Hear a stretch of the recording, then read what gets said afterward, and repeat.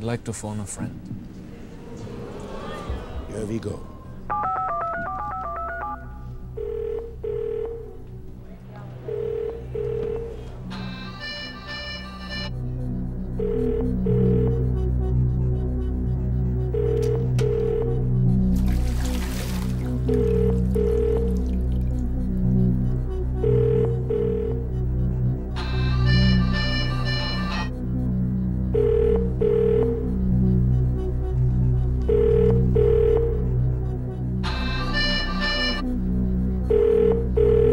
You are on your own, Jamal.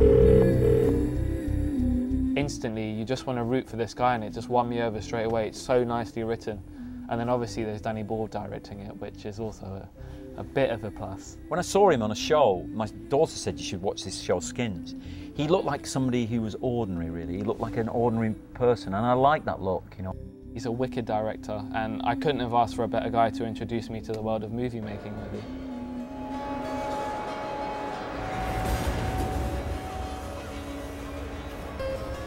Latika! Latika!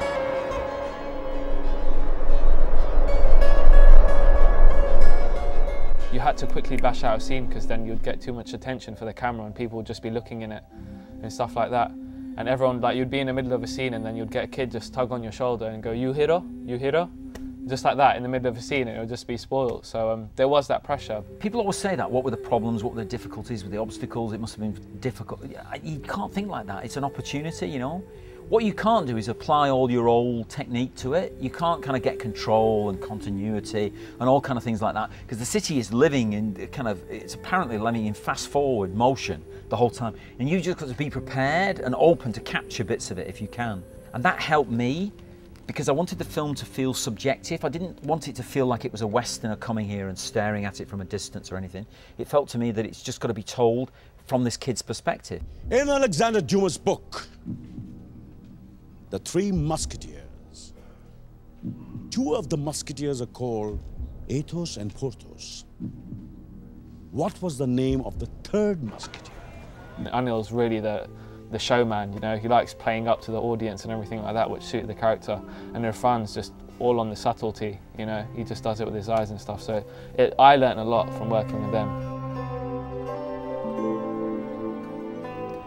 Rahman is just a genius, really. And again, it's very difficult to explain to Westerners especially just how extraordinary this man's reputation is, and rightly so, that he's an extraordinary composer. And so I wrote to him and asked him whether he'd do it, and I met him, we had a chat, and he said, "Let me see the film."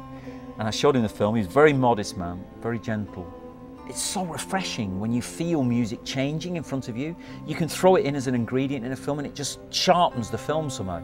The contribution he made towards the end of it, you know, because they always come in quite late, composers, he made the biggest difference, I think, in a funny kind of way. He's sort of, I had this song in it by Maya, and this song Paper Planes, and I found out that she was a big fan of his. So he asked her, because when she was growing up, she grew up a bit in Sri Lanka, and when she was growing up, he was like a god to her musically, and so she sang on a couple of the songs that he wrote for the film, and you know, they're in the film as well.